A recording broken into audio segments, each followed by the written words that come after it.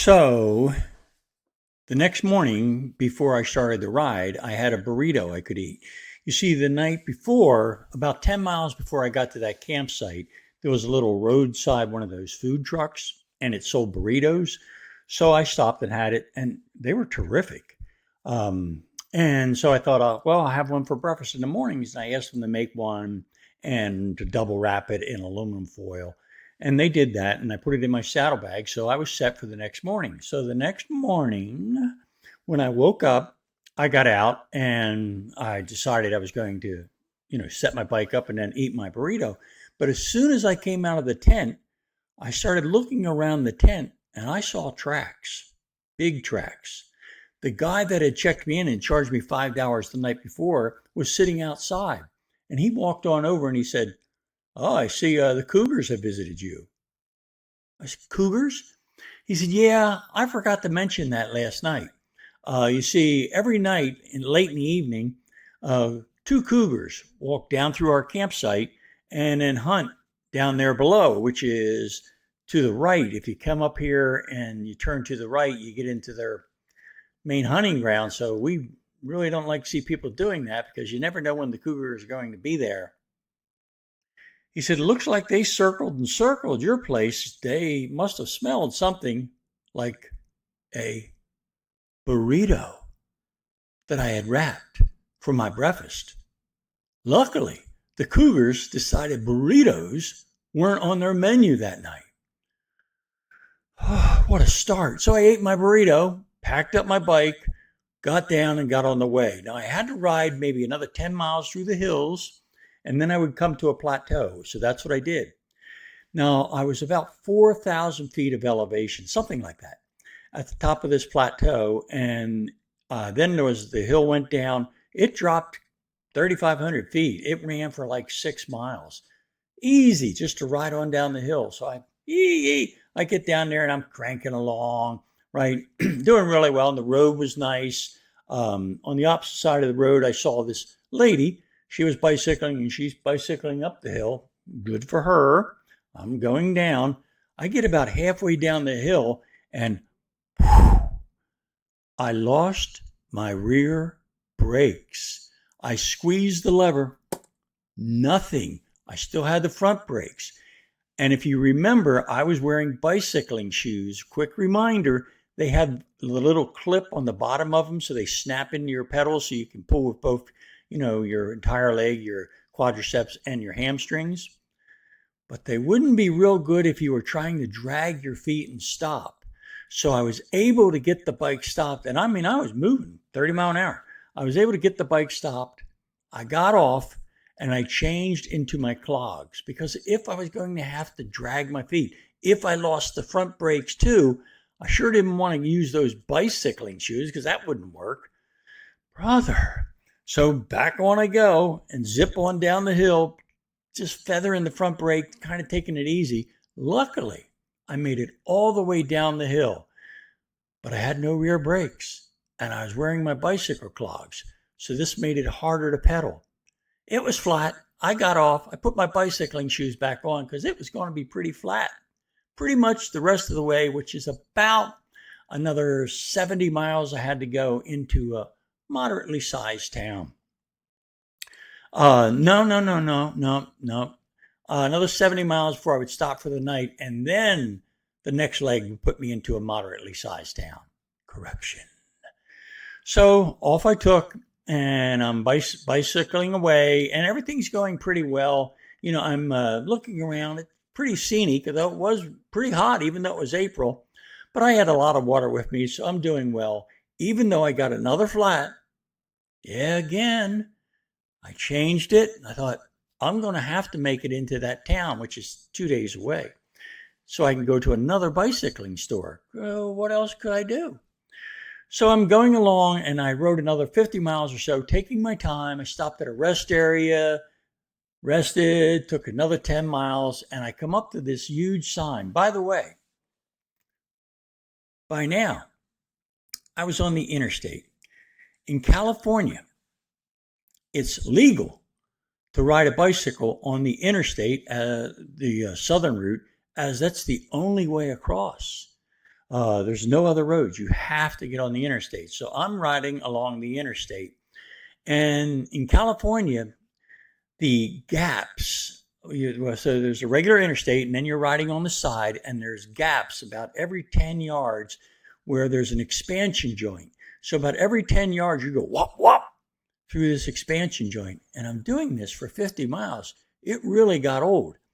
Also in California, when I first started riding on the interstate, I was aware that you were supposed to take every exit all the way down and then bicycle up the exit and continue on. I don't know why. I guess they didn't want you in there at the merging traffic. So, yeah, I'm sure that was it. So as I'm bicycling along, I look up ahead and here's an exit, which it was the second or third exit I'd passed and I hadn't been taking them. And I looked and there's a police squad car sitting there. So I took the exit and went all the way down. The entrance ramp to go back up was closed.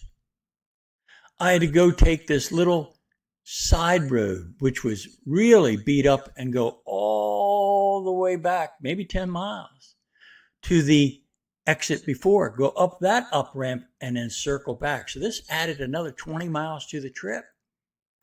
I get up to this exit again, and that squad car is still sitting there. Too bad. I skipped the exit, went right on through, merged in there, come back, saw the squad car. He hit his lights, and I'm thinking, oh, well. So I stopped.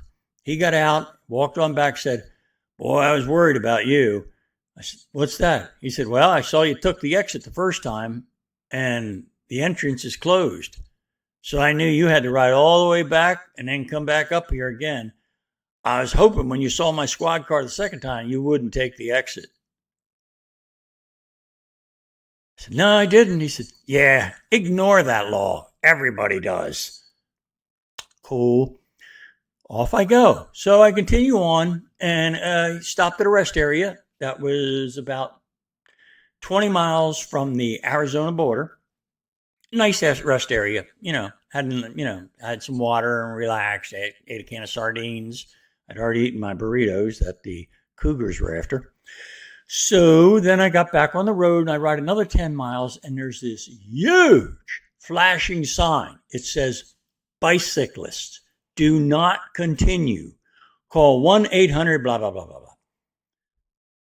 Okay. So I pulled up, called the 1-800 number, and this lady answers something like, may I help you? And I said, yeah, I'm at this sign out here on the interstate, and it said to call the 1-800 number, and I'm on a bicycle, and it says, do not continue.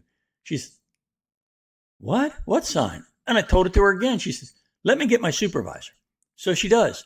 The supervisor comes on, and I tell her what happened. And she says, wait a minute. And then she comes back on. She says, oh, okay. Yeah. I know where you are. I'm going to call for a transport vehicle, and they're going to come get you and take you all the way to the Arizona line because we don't want you to ride through the road construction that's ahead because there's no bicycle path. Good. So I had a seat. It's maybe noon.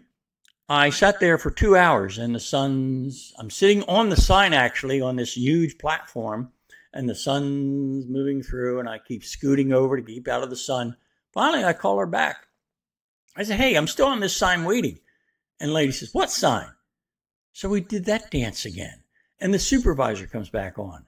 And she says, I don't know what you're talking about. I said, ma'am, I talked to you this morning. She said, oh, that was the early morning shift. Let me look in the notes. She looked in the notes. She comes back. She says, well, they're not there to get you yet? I said, no.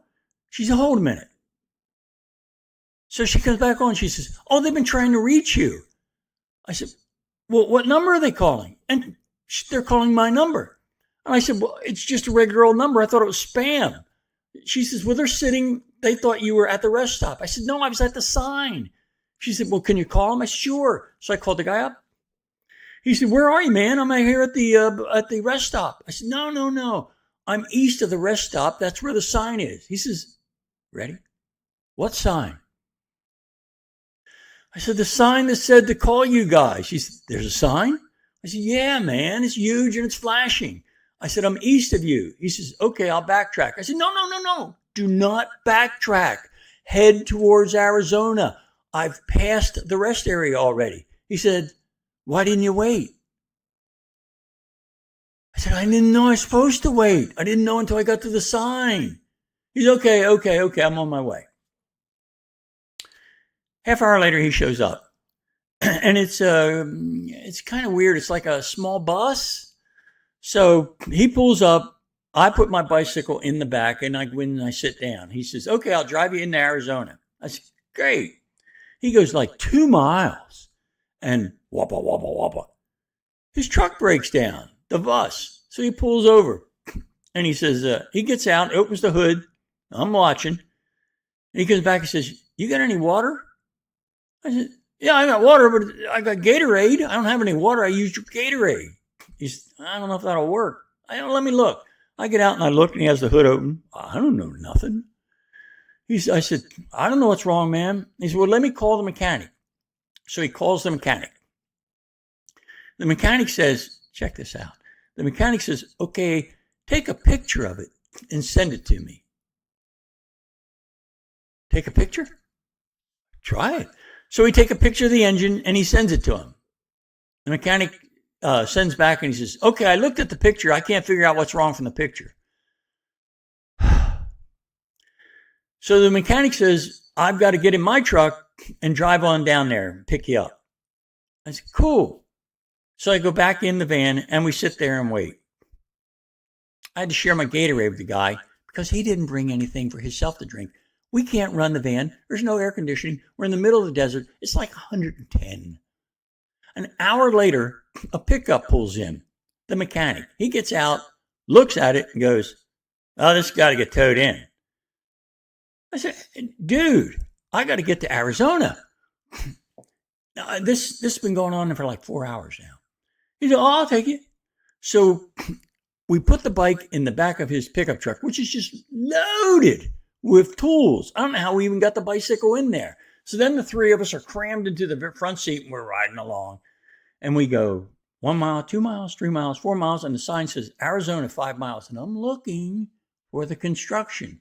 6 miles, 7 miles, 8 miles. And I say to the guy, dude, we're almost out of California. Where's the construction? And he says, what construction? I said, the sign said stop for the construction. Or stop and you give me a ride. And the lady said there was construction, so I shouldn't ride through it. And he goes, oh, that construction. That construction's been over for 6 months. I said, so why was the sign still there? He said, I have no idea.